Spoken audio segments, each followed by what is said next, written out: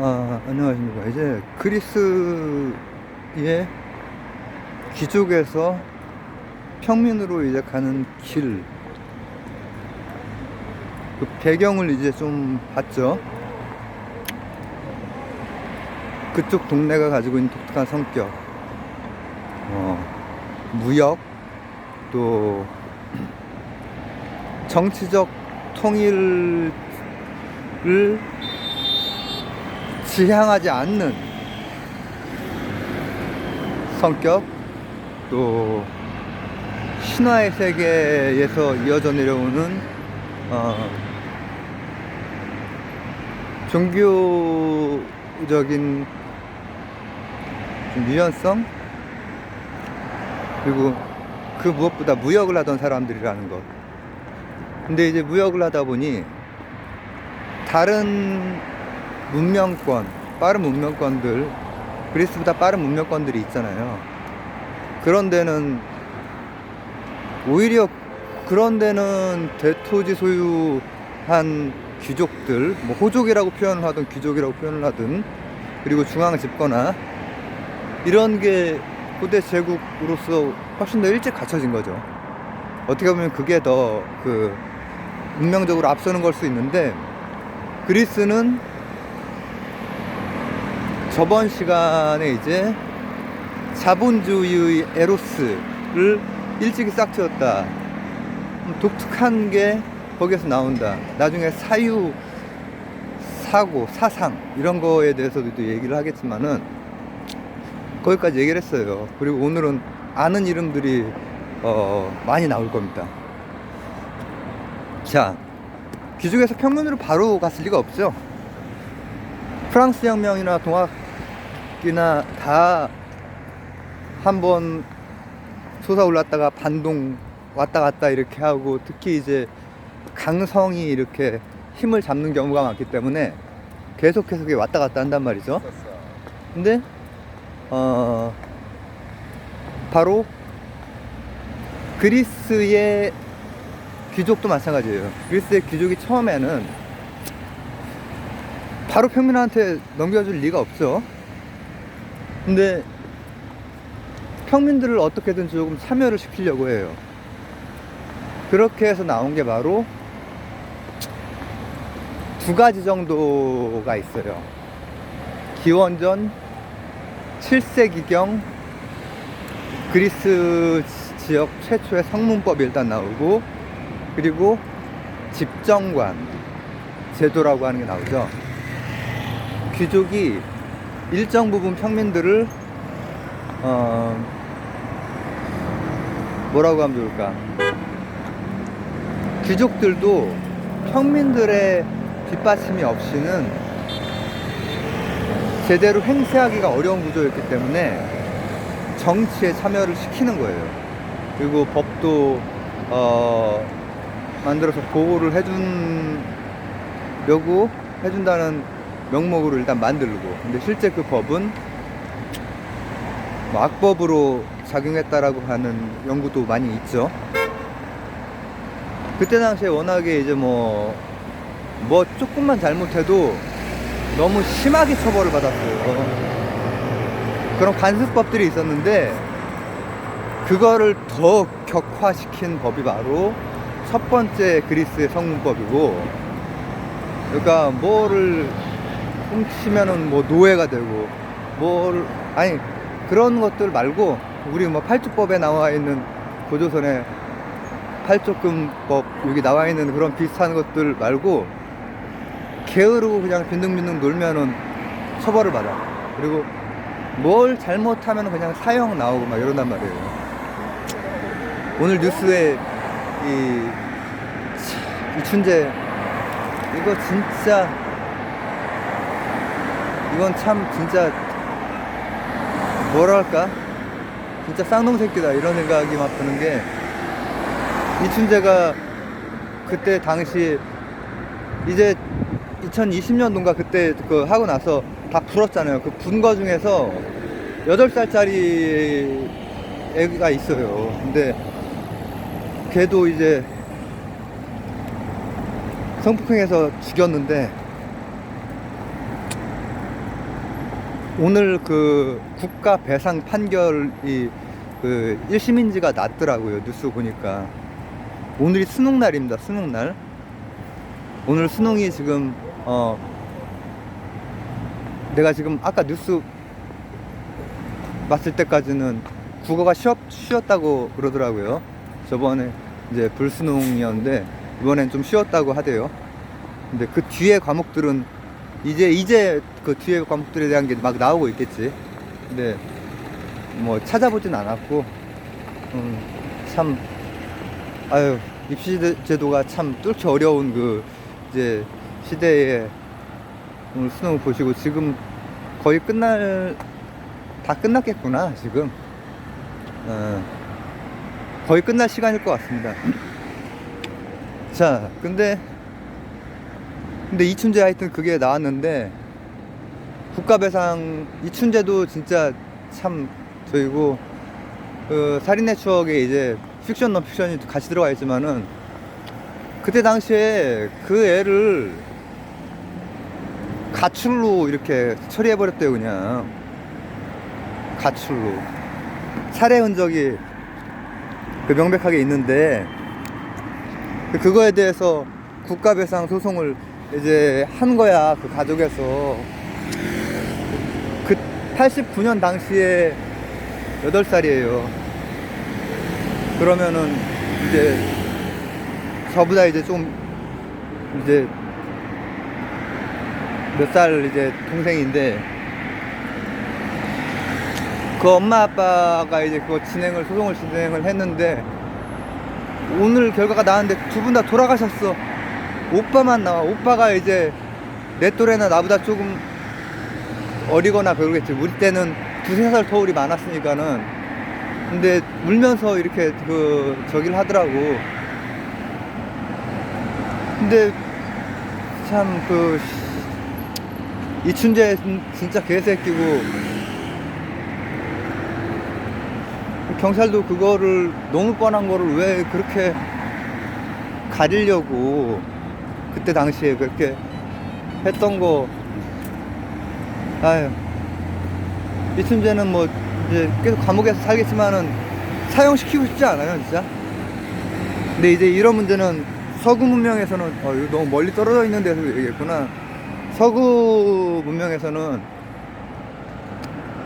사람을 함부로 죽이는 뭐 돈을 뺏기 위해서든지 뭐가 됐든지 여러 가지 대개는 길과 돈이랑 관련이 되어 있지만은 근데도 그런 문제 때문에 인권이 보장이 되고 그게 추상화가 뭐 독일 같은 데서 되고 하는 거예요. 근데 사형을 하고 싶은데 진짜 그런 놈은. 근데 이제 유럽 같은 데서는 국가에서 사형을 하느냐 마느냐 이런 거, 서구에서는 그런 거에 대해서 되게 신중한 이유 중에 하나가 이미 그때 당시에도 정말 별거 아닌 거 가지고 정적 제거용이지 쉽게 죽였다는 거야. 쉽게 죽였기 때문에 악용될 가능성이 되게 많은 거지. 그러니까는 그 첫 번째 법은 악법이에요. 악법. 기원전 7세기. 귀족이 평민을 어떻게 사탕발림 해가지고 이렇게 들어오려고 한 거지.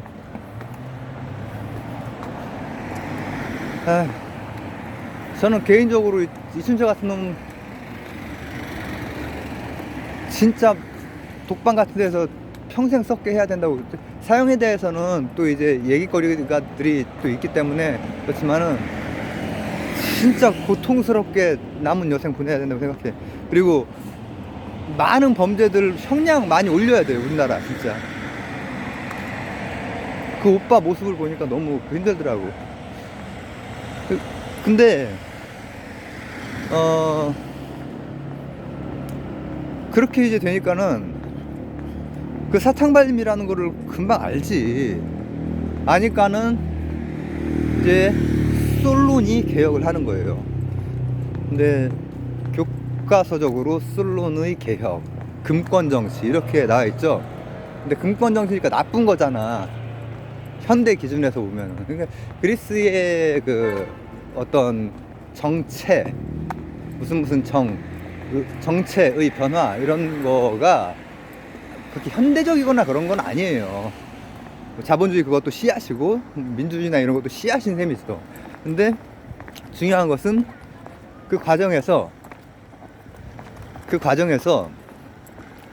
이 솔론이 했던 금권 정치는 귀족들이 쥐락펴락 했던 것에 대해서 대응을 한 거예요. 뭐냐 하면은 계급별로 금권이니까는 이제 비중이 다르게 참여를 하도록 하는 나름대로 지혜로운 그런 방법이죠. 그게 솔론의 개혁이에요. 그리스에서 이제 기원전 6세기의 얘기가 되는 거죠. 물론 금세 끝나요. 그래도 민주주의에 가까운 걸 해보려고 한 거죠. 민주정에 가까운 걸 해보려고 한 건데 그 의도도 좋았고 금권 정치 하면 되게 나쁜 것 같지만은 사실 그때 당시로서 완전히 개혁인 거지. 개혁, 혁명적인 개혁인 거지. 왜냐하면은 심지어는 모든 계층을 다 참여시켰거든. 그러니까 진짜 힘 있는 애들만 한 게 아니라 귀족 말고 무역하는 사람들 힘 있잖아요. 결국은 그 사람들이 다 이제 그거 하게 되는 건데, 평민이라고 하는 사람들. 근데 평민이라고 하는 사람들 중에서 진짜 힘 있는 사람들. 근데 그게 양쪽 다 싫어해. 위에서는 당연히 그렇게 나뉜다는 게 싫은 거고, 밑에서는 금권 정치니까 싫은 거야. 뭔가 사람은 그냥 본능적으로 지금 이렇게 애기들 놀고 있는 애기 때부터 평등에 대한 그게 그냥 있죠. 그래서 그때 당시에 무역하던 동네는 되게 깨어있단 말이죠. 그러니까 뭐 양쪽에서 다 싫어해. 그래서 이 뭐라고 하면 좋을까?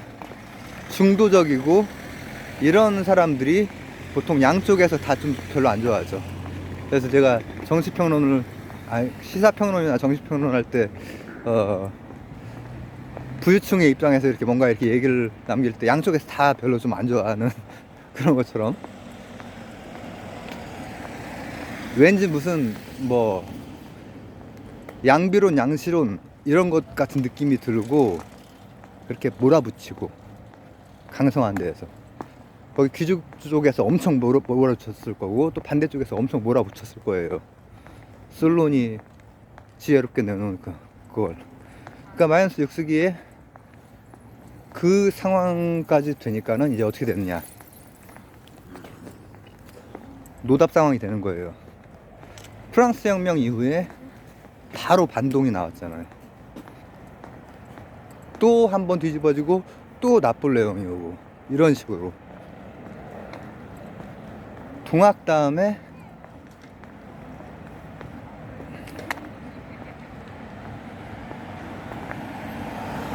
청군과 일군이 들어온 다음에 광군이랑 일본군이랑 광군이랑 같이 해가지고 토벌을 해서 우금수에서 싹 그렇게 되잖아요. 그리고 또 나중에 시간이 지나고 나서 개혁의 동학 농민운동의 기치들이 반영이 되죠. 그러나 그 이후에도 또 부조리가 뭐 이어져 와서 그 뒤에도 여러 인권운동들이 또 있고, 그런 식으로 개혁이 안 되니까 이번엔 뭐가 되느냐, 드디어 독재. 우리가 독재라고 하는 그 사람이 페시스트라토스인가? 그 독재정이 오는 거예요. 티라니, 그게 오는 거예요. 티라노사우루스가 오는 거죠. 근데 솔론도 지금 그 조금 안쪽을 들여다보면은 금권 정치도 뭔가 좀 달랐고 이랬던 것처럼 이 티라노사우루스도 안쪽을 들여다보면은 굉장히 역사적으로는 평가가 좋죠. 선적을 베풀고 독재는 독재야 분명히. 근데 독재자가 그래도 독재자이면서 잘하는 경우도 있잖아. 그때 당시에는 사실 정치 체계가 거기가 되게 후진 세계, 선진 세계는 아니에요.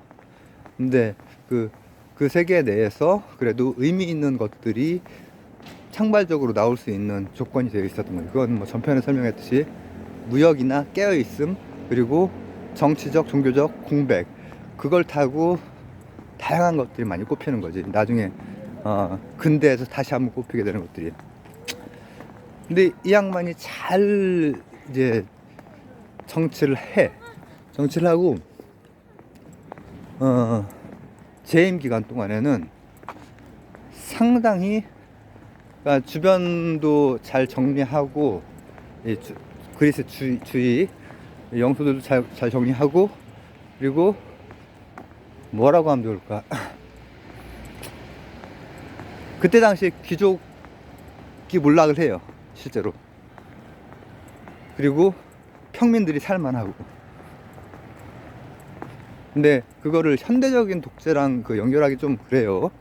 현대 독재는 그때 독재보다 훨씬 더 가치적으로 아주 문제가 있는 것이고. 그러니까 그런 말 많이 하잖아. 우리가 독재했어도 그때 먹고 살기는 괜찮았지 않느냐. 그거랑 다르다는 얘기예요. 그때는 독재가 그런 독재는 아니란 얘기예요. 굉장히 선정을 베푼 걸로 이렇게 나와 있는 시스템이 정착이 된, 절차적인 시스템이 정착이 된 상태에서 쿠데타를 일으키고 이런 거는 근간을 무너뜨리는 행위라는 거지. 그죠? 물론 그런 사람들 중에서도 일정 부분 성과가 있는 부분은 평가를 하지만, 그리고 그렇게 하면서 채무탕감 정책도 함께 써요. 그리고 재임 기간 동안에는 굉장히 잘 돌아가요. 근데 죽자마자 아들이 시원치 않은 거야. 진시황도 그렇잖아요. 이게 왕정, 뭐 독재, 군주, 정 이렇게 되면 중앙 집권화가 되고, 또 세습까지 되면은, 세습은 로또기 때문에 진짜 뛰어난 사람들이 이렇게 세습되는 게 이 역사적인, 그때 당대 역사로 봤을 때는 또 고등한 거야 사실. 그러니까는 그때 당시보다 훨씬 이전부터 이집트, 메소포타미아, 뭐 인더스라든지 또 중국 요쪽에는 세습이 막 되는, 훨씬 이전, 고대에 세습이 됐어. 근데 이를테면 이스라엘 같은 경우에는 사울, 다윗, 솔로몬, 선양이잖아요, 선양. 그게 더 후진적인 거라는 거야, 발전상으로 볼 때는. 하지만 그게 합리적이지 사실은. 지금도 대통령 아들이 잡고 그 다음 뭐 딸이 잡고 이렇게 하는 게 아니라 계속 바꿀 수 있는, 이게 굉장히 합리적이라는 거지. 이렇게 해서 마치 이제 진나라도 진시황 이후에 흐지부지 바로 돼버린 것처럼 이 참주정 그때 당시에는 굉장히 잘 돌아갔어. 그러나 바로 직후에 세습 되면서 바로 개판이 되면서 스파르타도 막 그 안에 얽히고 막 하면서 다시 이제 또 계속 이 개혁, 그리고 또 개혁 반동, 그 숨가쁜 뭐라고 하면 좋을까, 소용돌이 속으로 이제 한창 막 가고 있는 거죠. 그러면 이제 이 뒤에는 어떻게 될까? 다음 시간에.